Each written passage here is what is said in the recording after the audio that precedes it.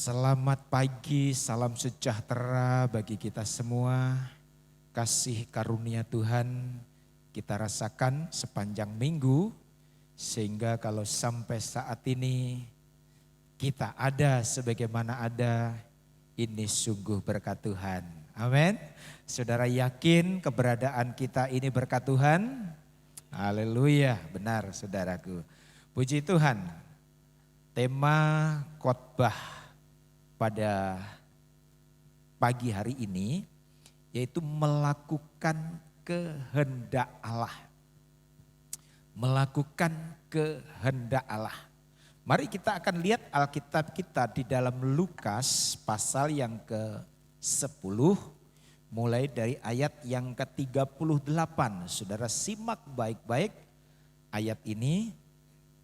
Lukas pasal 10 ayat yang ke-38 mulai. Ketika Yesus dan murid-muridnya dalam perjalanan, tibalah ia di sebuah kampung.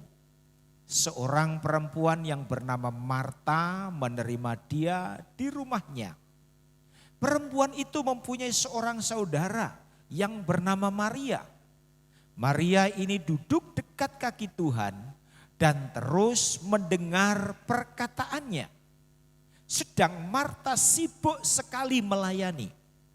Ia mendekati Yesus dan berkata, "Tuhan, tidakkah engkau peduli bahwa saudaraku membiarkan aku melayani seorang diri? Suruhlah dia membantu aku." Tetapi Tuhan menjawabnya, "Marta, Marta, engkau khawatir dan menyusahkan diri dengan banyak perkara. Tetapi hanya satu saja yang perlu. Maria telah memilih bagian yang terbaik yang tidak akan diambil daripadanya." Wah, puji Tuhan. Saudara, sekali lagi kisah ini tentu kita sudah dengar sejak lama. Dan kisah ini saya anggap sudah cukup populer. Yaitu dua wanita yang bernama Maria dan yang satu Marta saat mereka menyambut Yesus datang ke rumahnya. Alkitab tadi mengatakan Marta sangat sibuk. Marta mondar-mandir ke sana ke sini. Marta mondar-mandir terus menyibukkan diri. Karena apa? Untuk mempersiapkan, berusaha melakukan yang terbaik untuk Yesus. Nah, saudara, sedangkan Maria, Alkitab pun mengatakan dia hanya duduk di kaki Yesus sambil mendengar Yesus ngomong. Melihat kondisi seperti itu, Marta mendekati Yesus. Yesus, bukankah Yesus tidak peduli? Coba katakan sama saudaraku Maria suruh bantu aku. Aku kerja sendiri, aku pontang-panting sendiri. Apa Yesus tidak tahu aku ini sibuk? Sedangkan ini saudaraku cuma duduk. Saudaraku, kalau kita melihat kisah ini, rasanya wajar kalau Marta protes kepada Yesus. Tetapi satu hal yang unik, apa jawaban Yesus? Rupanya Tuhan Yesus tidak membela Marta, tetapi justru terkesan membenarkan apa yang dilakukan oleh Maria. Ayat 41 di sana, saudaraku, 41 kembali. Tetapi Tuhan menjawabnya, Marta, Marta, engkau khawatir dan menyusahkan diri dengan banyak perkara. Tetapi hanya satu saja yang perlu. Maria telah memilih bagian yang terbaik. Nah, rupanya saudaraku, apa yang dilakukan oleh Maria di pemandangan Yesus itu terbaik. Apa yang dilakukan Maria di pemandangan Yesus itu yang paling tepat, yang paling benar. Menjadi pertanyaan, mengapa kok sampai yang dilakukan oleh Maria justru dibenarkan oleh Yesus? Ini jawabannya. Yesus ingin sebelum mereka melayani, Yesus mau sebelum Marta melayani, beraktivitas, bekerja, Tuhan mau Marta dengar dulu perkataan Yesus. Tuhan mau Marta dengar dulu apa perintah Yesus. Tuhan mau Marta dengar dulu apa instruksi Yesus. Dan inilah yang Tuhan inginkan dalam kehidupan kita. Mengapa kita sering menemui kegagalan? Mengapa kita sering mengalami jalan buntu? Karena apa? Sering kita melayani, kita beraktivitas, saudaraku, hanya mengandalkan kekuatan sendiri, hanya mengandalkan kemampuan sendiri, hanya mengandalkan pengalaman sendiri, tidak pernah bertanya, tidak pernah duduk di kaki Tuhan, tidak pernah mendengar instruksi Tuhan. Sehingga ketika kita mengalami benturan, ketika kita mengalami kerugian, kita baru bingung. Jujur saudaraku, inilah yang sering kita lakukan. Itulah sebabnya Tuhan tidak membenarkan apa yang disampaikan oleh Marta, tetapi justru membenarkan apa yang dilakukan oleh Maria.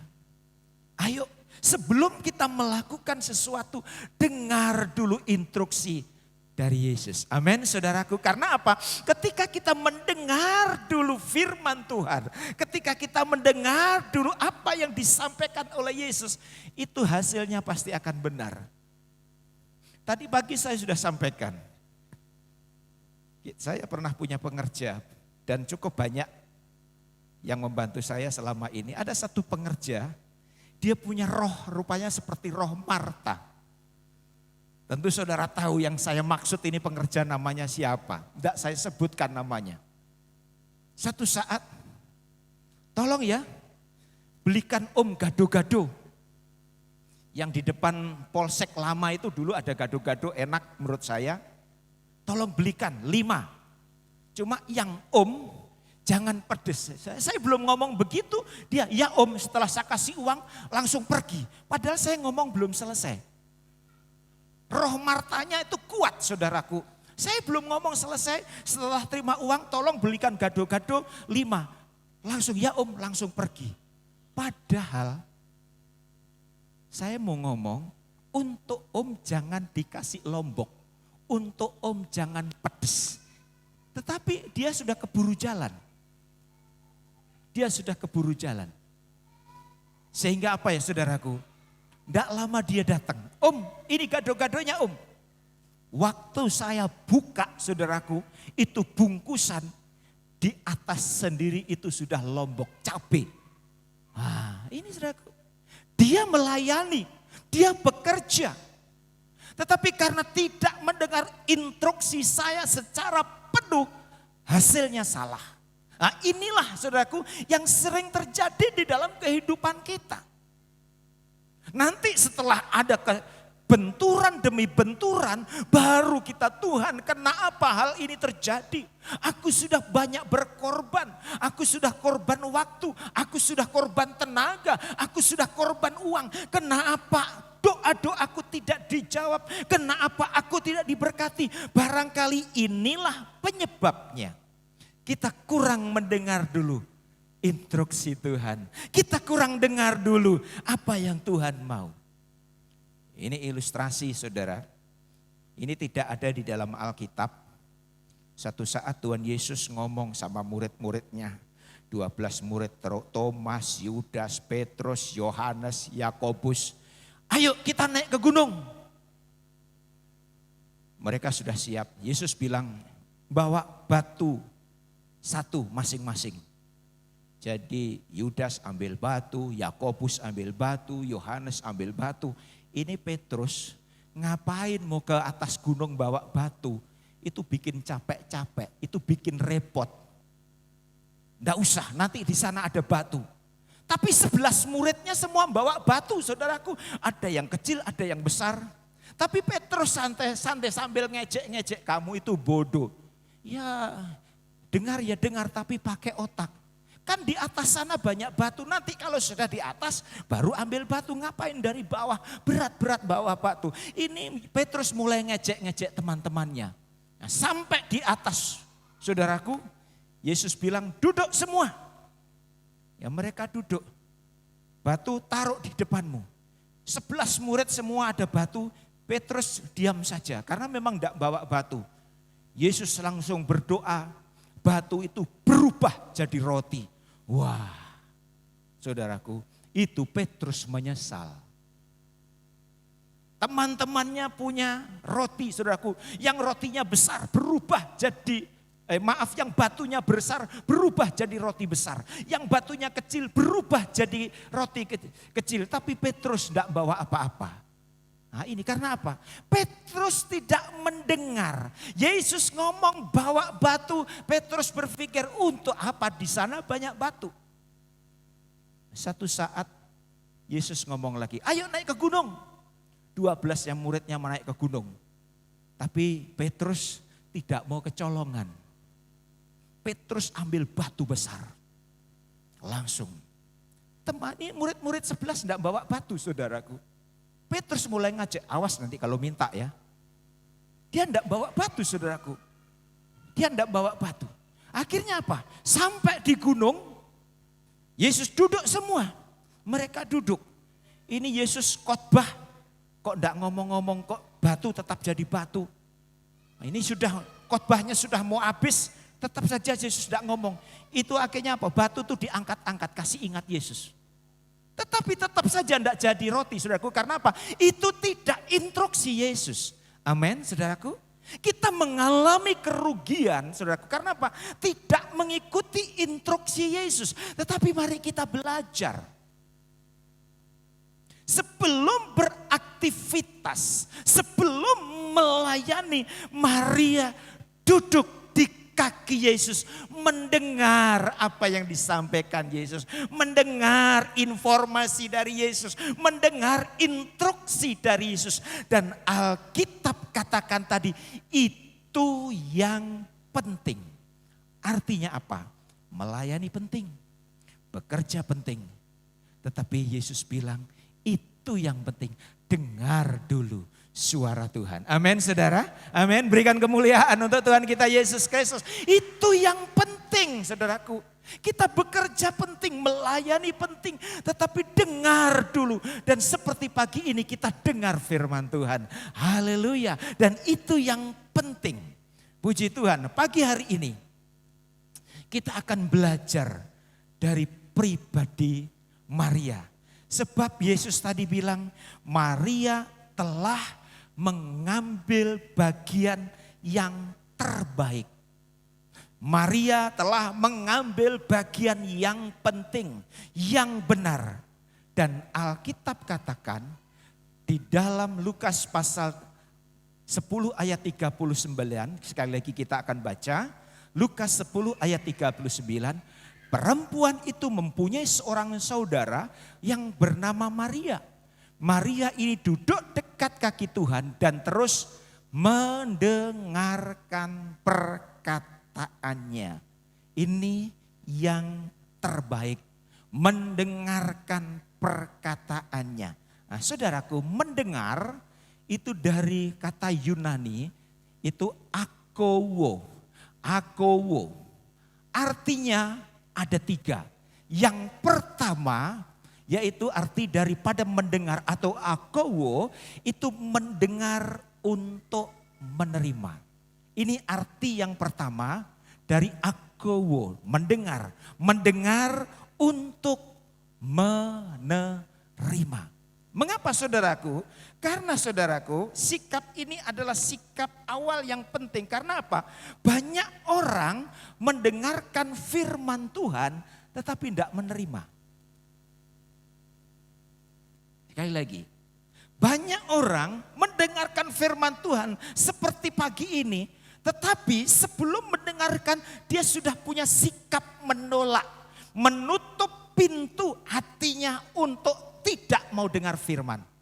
Saya harap saudara yang hadir pada saat ini dengar, terima. Amin, saudara.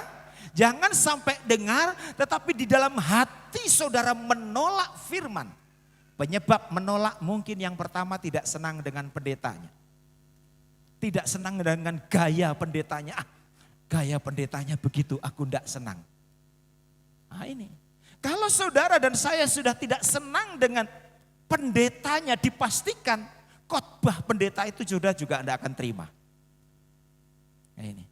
Khotbah saudara, khotbah pendeta itu pasti tidak akan diterima. Karena apa? Kita sudah tidak senang dengan pendetanya. Itu yang pertama. Sehingga kita menutup hati kita untuk mendengar firman. Yang kedua, kita tidak senang khotbahnya. Pendeta itu kalau khotbah terlalu keras. Pendeta itu kalau khotbah selalu menemplak saya. Pendeta itu kalau khotbah selalu menyindir saya. Saya katakan tadi pagi, justru ketika saudara kena sindir firman, itu mestinya bersyukur. Amin. Mestinya bersyukur. Kena sindir firman, kena templak firman, lalu berubah. Wah, itu hebat. Satu contoh saja, ini contoh. Pak Sumarno ini rajin masuk gereja, tetapi tanpa sepengetahuan saya, ini contoh saja Pak, jangan marah ya Pak. Padahal dia tiap malam judi. Ketika saya khotbah tentang judi, beliau pasti tersinggung. Ini tiap khotbah singgung saya, singgung saya, singgung saya. Karena apa? Dia masih berjudi. Jadi orang yang masih berjudi ketika seorang pendeta khotbah tentang judi pasti tersinggung. Coba kalau jemaat semua itu tidak ada yang berjudi, biar saya khotbah tiap hari tentang judi, saudara tidak tersinggung. Amin. Kenapa kita tersinggung? Berarti kita masih bikin, saudaraku. Dan itu bisa membuat kita tidak mau menerima firman yang disampaikan oleh hamba Tuhan. Atau mungkin hal-hal lain. Nah, ini yang pertama saudaraku. Jadi mari setelah saudara dengar firman, bukan cuma dengar, tapi menerima itu firman. Dan saya terlalu yakin kalau hal ini kita lakukan, kita akan diberkati Tuhan. Amin. Kita bukan cuma mendengar, tetapi menerima. Bukan cuma di sini, tetapi masuk di dalam hati, menerima itu firman. Itu arti yang pertama daripada mendengar, akowo. Yang kedua, mendengar untuk memahami. Mendengar untuk memahami, ini juga penting. Sebab banyak orang suka mendengarkan firman, tetapi tidak memahami. Dengar firman, tetapi tidak memahami. Apa yang menyebabkan mereka dengar tetapi tidak memahami? Ya, banyak faktor saudaraku. Mungkin yang pertama, saudara dengar firman seperti pagi ini, tetapi pikiran melayang. Pikiran melayang di pantai, pikiran melayang di toko, pikiran melayang di tempat lain. Nah, kalau saudara dengar firman, tapi pikiran melayang di tempat lain, dipastikan saudara tidak akan memahami ini firman. Atau saudara tubuh di sini, mata menatap saya, mungkin juga mendengar saya, tetapi sekali-sekali curi-curi buka WA, buka Facebook, lihat foto-foto di HP, itu dipastikan tidak akan mengerti. Biar saudara setiap minggu dengar khotbah, saudara tidak akan mengerti firman. Karena apa? Saudara tidak memahami ini firman. Saudara tidak mau ini terima firman. Itulah sebabnya kenapa banyak orang yang sudah sekian puluh tahun mengikut Yesus, imannya tidak dewasa, imannya tidak bertumbuh. Karena apa? Dengar tetapi tidak menerima, dengar tetapi tidak memahami firman yang mereka dengar. Malah orang-orang yang tidak memahami firman, biasanya kok pendeta ini khotbahnya lama sekali, pengen cepat pulang. Wah, malah yang ada yang terlalu ekstrim, sampai pendetanya tersinggung. Om, saya ini kalau di rumah ini susah tidur loh om. Tetapi kalau di gereja, om buka ayat pertama langsung saya ngantuk. Bahaya ini. Kalau sampai saudara di rumah susah tidur, lalu di gereja saya baru baca ayat pertama ngantuk. Nah, itu dipastikan saudara tidak memahami firman. Saya harap di sini tidak ada. Amin. Jangan sampai firman itu justru obat tidur. Di gereja itu paling nyaman, enaknya tidur. Ditanya satu saat ada temannya tanya, berapa lama kamu kalau di gereja tidur? Ya tergantung khotbahnya. Kalau khotbah setengah jam ya setengah jam saya tidur. Kalau khotbahnya 45 menit ya 45 tidur. Orang-orang seperti ini biar tiap hari ibadah, dia tidak akan mengerti firman, dia tidak akan memahami firman. Karena apa? Pikirannya di tempat lain, dijauhkan Tuhan hal ini. Ada di dalam kehidupan kita. Mari ketika kita dengar firman Tuhan, terima itu firman, entah itu nasihat, entah itu penghiburan, bahkan entah itu teguran. Terima dan pahami, maka imanmu akan bertumbuh. Amin saudara, berikan kemuliaan untuk Tuhan kita Yesus Kristus. Inilah kuncinya saudaraku. Yang ketiga, mendengar untuk mentaatinya. Bukan cuma dengar, tetapi juga mentaati. Sering kita dengar, ada hamba Tuhan ngomong, yang dikatakan berbahagia adalah mereka yang mendengar, memelihara, serta melakukannya. Amin. Ayat ini tidak perlu ditafsirkan panjang-panjang. Kalau engkau ingin bahagia, dengar firman Tuhan, terima firman Tuhan, pahami itu firman Tuhan, dan lakukan firman. Karena apa saudaraku? Yang pertama, itu akan membuat imanmu akan bertumbuh dengan pesat. Iman tumbuh bukan karena makan banyak.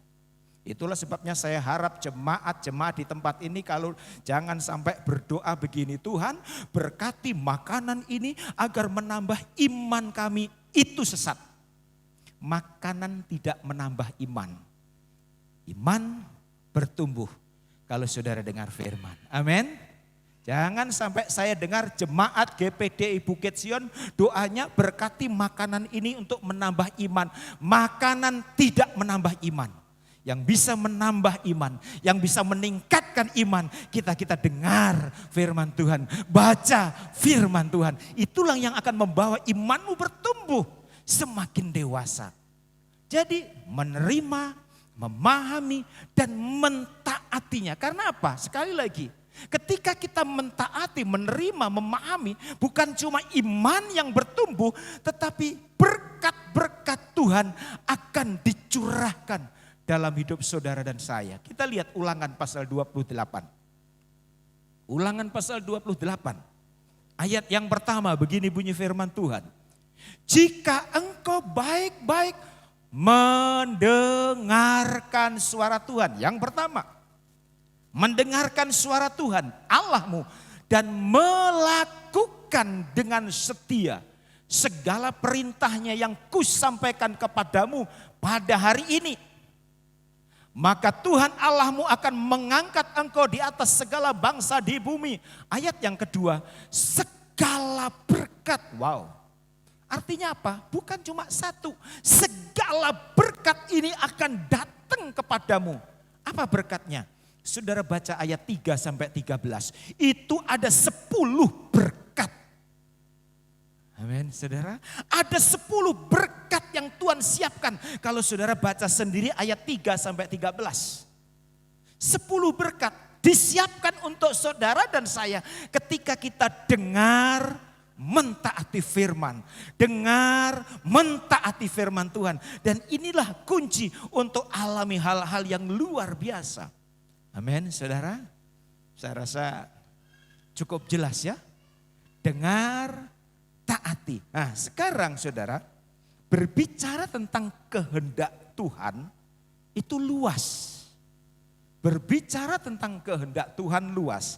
Nah, pagi hari ini kita akan melihat kehendak Tuhan dalam Roma pasal 12 ayat yang kedua. Kehendak Tuhan dalam Roma pasal 12 ayat yang kedua. Saya akan bacakan, saudara simak baik-baik. Janganlah kamu menjadi serupa dengan dunia ini. Tetapi berubahlah oleh pembaharuan budimu. Sehingga kamu dapat membedakan manakah kehendak Allah. Apa yang baik, yang berkenan kepada Allah dan yang sempurna. Nah lewat ayat ini saudaraku. Saya dapat menggolongkan ada 3 golongan besar kehendak Allah. Yang pertama di situ saya yaitu yang baik. Kehendak Allah yang pertama yaitu yang baik. Baik saudara, ada 3 kehendak Allah. Baik saudaraku, itu dari Yunani artinya agathos yang memiliki arti bermanfaat.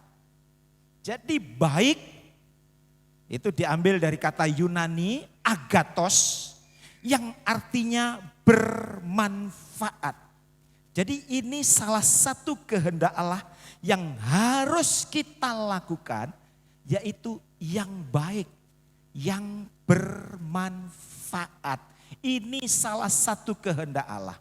Sering kalau saya ditanya oleh jemaat yang baru bergabung di tempat ini, karena seperti tadi pagi ada 4 orang yang baru bergabung, dia istri dari seorang TNI, saudara. Sering kalau ditanya orang-orang yang baru bergabung, ditanya begini, Om, anak Tuhan boleh merokok atau tidak? Mungkin saya yakin saudara pun juga pernah mendapat pertanyaan ini. Pasti. Om, anak Tuhan boleh merokok atau tidak? Merokok itu berdosa atau tidak? Sering saudaraku saya dapat pertanyaan seperti ini. Sekali lagi, boleh atau tidak merokok? Merokok itu berdosa atau tidak? Dan saudara tahu saya ketika mendapatkan pertanyaan itu saya tidak pernah menjawab tidak boleh. Karena apa? Kalau sampai saya jawab tidak boleh, orang itu pasti akan tanya, di mana ayatnya Om? Tambah repot.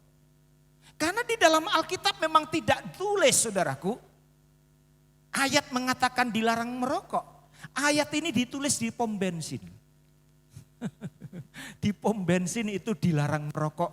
Itu selalu ada. Coba. Karena kalau sampai saya bilang tidak boleh, dia akan tanya di mana ayatnya. Sekarang saudaraku, saya balik tanya ketika saya dapat pertanyaan seperti itu, saya tanya, merokok itu baik atau tidak? Merokok itu bermanfaat atau tidak? Amin. Kita enggak usah tanya lagi dosa atau tidak. Baik atau tidak. untuk diri sendiri, untuk lingkungan, untuk keluarga. Bermanfaat atau tidak untuk diri sendiri, untuk istri, untuk anak-anak. Jadi jangan salahkan anakmu, istrimu batuk-batuk saudaraku karena apa? Itu dari suami. Atau mungkin sebaliknya ada yang suami tidak merokok, istri merokok ada. Atau dua-duanya kompak sehati. Wah sehati. Jadi ini saudaraku.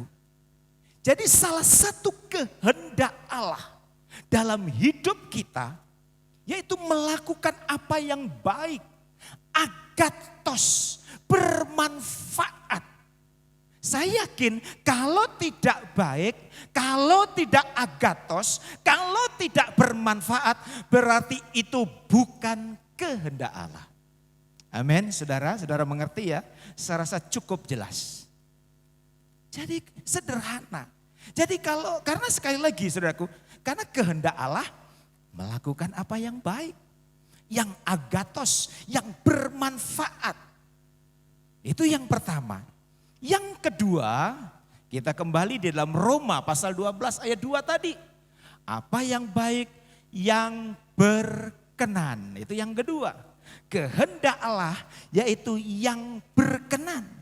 Mungkin saudara berkata, Om, semua yang baik, semua yang bermanfaat, pasti itu berkenan kepada Allah.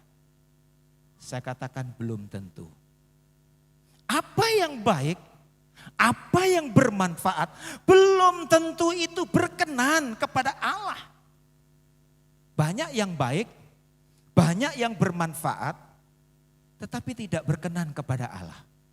Sekali lagi, saya garis bawahi, banyak hal yang baik, banyak yang bermanfaat, tetapi tidak berkenan kepada Allah.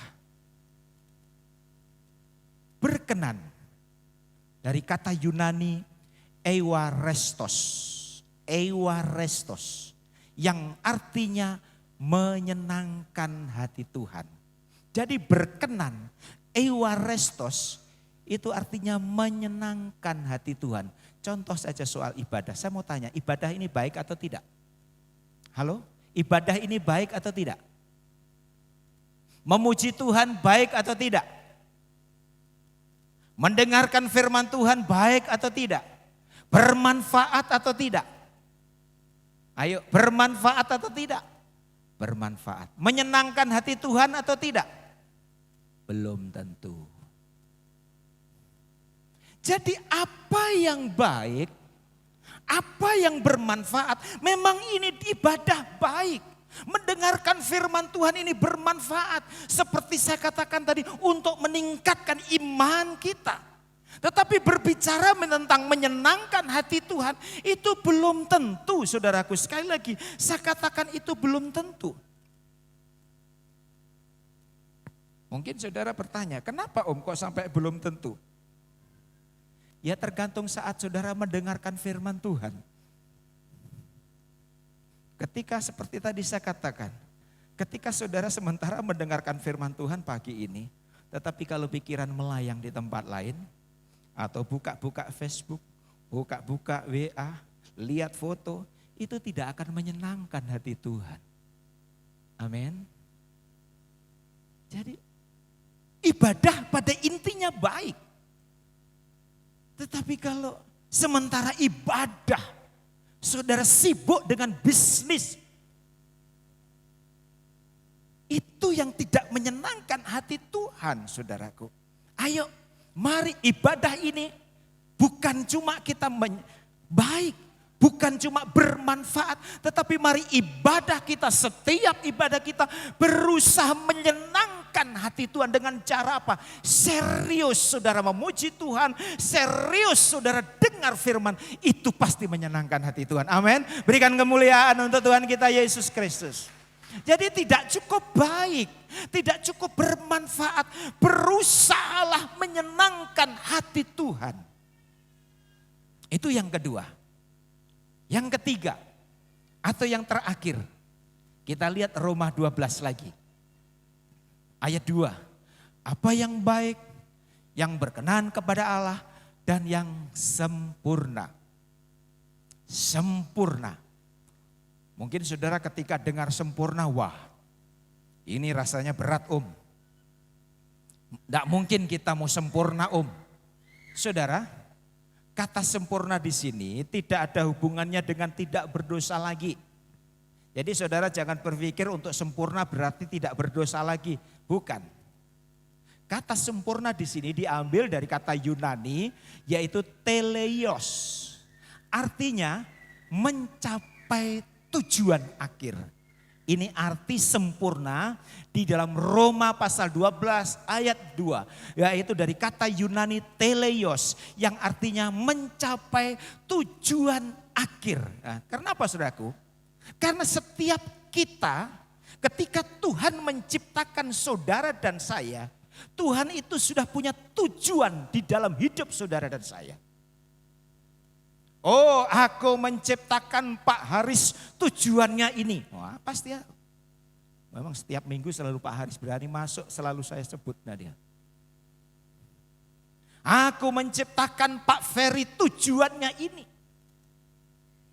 Begitu juga ketika saya percaya Yesus, saya tidak ada cita-cita untuk jadi hamba Tuhan. Saya ingin cukup menjadi anak Tuhan yang baik, yang tidak neko-neko, membantu pelayanan, mendukung pelayanan, cukup. Saya rasa itu sudah cukup. Tetapi rupanya Tuhan punya tujuan lain dalam hidup saya. Saya harus melayani Tuhan sepenuh waktu. Yang dikatakan sempurna yaitu kalau tujuan Tuhan dalam hidup saya itu saya lakukan sampai akhir. Sampai nafas ini diambil oleh pemiliknya. Itu yang dikatakan sempurna. Amin. Begitu juga dengan saudara. Tuhan punya tujuan dalam hidup saudara. Entah saudara sebagai seorang pegawai negeri. Kalau saudara sampai mengakhiri tugas sampai pensiun. Itu yang sempurna. Atau sebagai bisnismen. Jadi yang dimaksud dengan sempurna itu mencapai tujuan akhir dari apa yang Tuhan inginkan dalam hidup kita. Tentang kesetiaan. Di dalam Wahyu, ini ayat yang terakhir kita lihat tentang Wahyu. Pasal 2 ayat yang ke-10 di sini, di kalimat yang terakhir di sana dikatakan, setialah, hendaklah engkau setia sampai mati. Dan aku akan mengaruniakan kepadamu mahkota kehidupan. Jadi setianya bukan setengah-setengah. Dulu ada seorang ibu protes, saya tidak senang dengan Pak Gembala Ya kebetulan dari gereja lain. Kenapa? Saya ini sudah berusaha melayani, membantu pelayanan. Saya sudah setia, tetapi tidak ada penghargaan dari gereja. Jadi maksudnya kamu ingin dihargai. Ya paling tidak kan ya dipuji di depan jemaat. Wah enak sekali saudaraku. Saya sudah setengah mati setia Saya katakan Tuhan tidak ingin kita setia setengah mati. Tuhan ingin kita setia sampai mati. Baru setengah mati sudah sombong. Baru setia setengah mati sudah bangga. Tuhan mau kita setia sampai mati. Sampai batas akhir. Itu yang dikatakan sempurna. Ayo. Jemaat yang dikasihi Tuhan pagi hari ini atau siang ini. Mari. Dimanapun Tuhan tempatkan engkau. Entah engkau di pemerintahan. Entah engkau di rumah sakit, entah engkau di TNI, Polri, di kapal, di tempat usahamu. Setialah sampai akhir dan jadilah berkat. Jadilah teladan, jadilah panutan, jadilah contoh. Saudara mungkin tidak bisa bersaksi, tidak bisa ngomong seperti saya. Tetapi kalau kehidupanmu berdampak bagi sekitarmu, engkau seorang majikan, engkau seorang bos, anak-anakmu, anak buahmu akan melihat apa sih yang diajarkan di gereja bosku ini. Kok kehidupan bosku ini kok bagus sekali, beda dengan bos-bos yang lain. Apa sih yang diajarkan di gerejanya pimpinanku ini? Kok hidup pimpinanku ini kok orangnya beda dengan pimpinan-pimpinan lain? Wow, saudaraku, kalau hal ini terjadi, nama Yesus akan semakin dipermuliakan. Amin, saudara. Berikan kemuliaan untuk Tuhan kita Yesus. Jadi biar kita tidak ngomong, saudaraku. Tapi kalau kehidupan kita jadi berkat, jadi teladan, jadi contoh, jadi panutan. Sampai akhir. Itulah yang sempurna. Dan itulah kehendak Tuhan. Jadi sekali lagi, 3 kehendak Tuhan yang harus kita lakukan. Yaitu yang pertama apa tadi? Yang baik, yang bermanfaat, yang agatos, yang berkenan kepada Allah, yang menyenangkan hatinya, dan yang sempurna. Jadilah berkat dimanapun engkau berada. Kiranya Tuhan Yesus memberkati firman-Nya. Amin. Haleluya. Tuhan, aku menyenangkan-Mu Tuhan. Haleluya. Tuhan, ku mau menyenangkan-Mu. Tuhan, bentuklah hati ini jadi bencana untuk hormat-Mu. Cemerlang bagai emas murni. Tuhan, ku serahkan. Tuhan, ku serahkan hatiku. Haleluya. Semua ku berikan padamu. Kuduskan hingga tulus selalu. Agar aku menyenangkan-Mu. Amin. Mari saudara, sejemput kita bangkit berdiri. Senangkan hanya itu